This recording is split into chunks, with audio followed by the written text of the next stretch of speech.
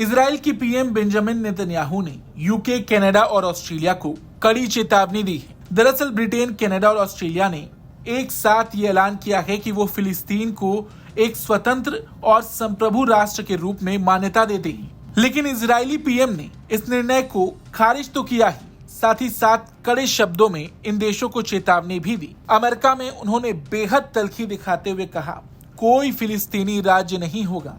हमारी धरती के बीच में एक आतंकवादी राज्य को जबरन स्थापित करने की नई कोशिश का जवाब अमेरिका से लौटने के बाद दिया जाएगा। यूनाइटेड किंगडम, कनाडा और ऑस्ट्रेलिया ने फिलिस्तीन को एक इंडिपेंडेंट नेशन के रूप में औपचारिक रूप से मान्यता देने की घोषणा की थी। इस कदम को अंतर्राष्ट्रीय स्तर पर टू नेशन सोल्यूशन को जिंदा रखने की कोशिश में एक बड़ा प्रयास माना गया था। लेकिन इस फैसले से इजराइल और अमेरिका के साथ पश्चिमी देशों के रिश्तों में खिंचाव आ सकता है। इजराइल के प्रधानमंत्री नेतन्याहू ने बेहद सख्त बयान दिया। उन्होंने कहा कि 7 अक्टूबर की भयावह नरसंहार के बाद फिलिस्तीनी राज्य को मान्यता देने वाले नेताओं के लिए मेरा एक स्पष्ट संदेश है। आप आतंकी को भारी इनाम दे रहे हैं और मेरे पास आपके लिए एक और संदेश है, ऐसा नहीं होने वाला। जॉर्डन नदी के पश्चिम में कोई फिलिस्तीनी राज्य नहीं होगा। सालों से मैंने घरेलू और विदेशी दोनों तरह के भारी दबाव के बावजूद उस आतंकवादी राज्य के निर्माण को रोका है। हमने ये दृढ़ संकल्प और चतुर राजनेता के रूप में किया।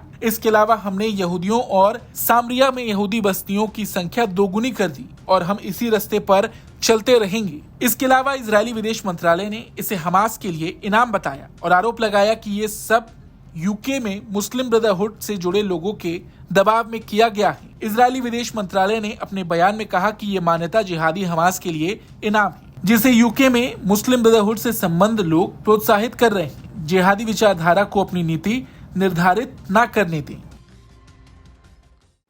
יש לי מסר ברור לאותם מנהיגים שמכירים במדינה פלסטינית לאחר הטבח הנורא ב7 באוקטובר. אתם מעניקים פרס עצום לטרור. ויש לי מסר נוסף עבורכם. זה לא יהיה. לא תקום מדינה פלסטינית ממערב לירדן. במשך שנים אני מנעתי את הקמתה של מדינת טרור זו מול לחצים אדירים, גם מבית וגם מן החוץ. עשינו זאת בנחישות ועשינו זאת בתבונה מדינית. לא כל שכן. הכפלנו את ההתיישבות היהודית ביהודה ושומרון ונמשיך בדרך זו. המענה לניסיון האחרון לכפות עלינו מדינת טרור בלב ארצנו, המענה הזה יינתן לאחר שובי מארצות הברית. תמתינו. हालांकि बड़ी बात यह है कि जिस तरह से इजरायली पीएम ने ये चेतावनी दी है, आने वाले वक्त में ये देखना होगा कि इजराइल क्या कदम उठाता है। क्योंकि नेतन्याहू का ये कहना कि हमारी धरती के बीच में एक आतंकवादी राज्य को जबरन स्थापित करने की नई कोशिश का जवाब वो अमेरिका से लौट कर देंगे, इससे ये बात समझ में आती है कि आने वाले वक्त में इजराइल यूके, कनाडा और ऑस्ट्रेलिया के खिलाफ कोई ना कोई बड़ा कदम जरूर उठा सकता है। हालांकि इस बीच एक सवाल और उठ रहा है कि इस पर भारत का रुख क्या है। तो आपको बता दें, भारत ने हाल ही में संयुक्त राष्ट्र में एक प्रस्ताव का समर्थन किया था जिसमें फिलिस्तीन को समर्थन और मान्यता देने की बात कही गई थी। फिलिस्तीनी नेता 25 सितंबर को यूएनजीए में वीडियो संदेश के जरिए दुनिया को संबोधित करेंगे। भारत का रुख पारंपरिक रूप से दोनों पक्षों से संवाद और 2 राष्ट्र समाधान का समर्थन करने वाला रहा है। लेकिन जिस तरह से इजरायली पीएम की प्रतिक्रिया सामने आई है, उससे इस बात का अंदाजा लगाया जा सकता है कि आने वाला वक्त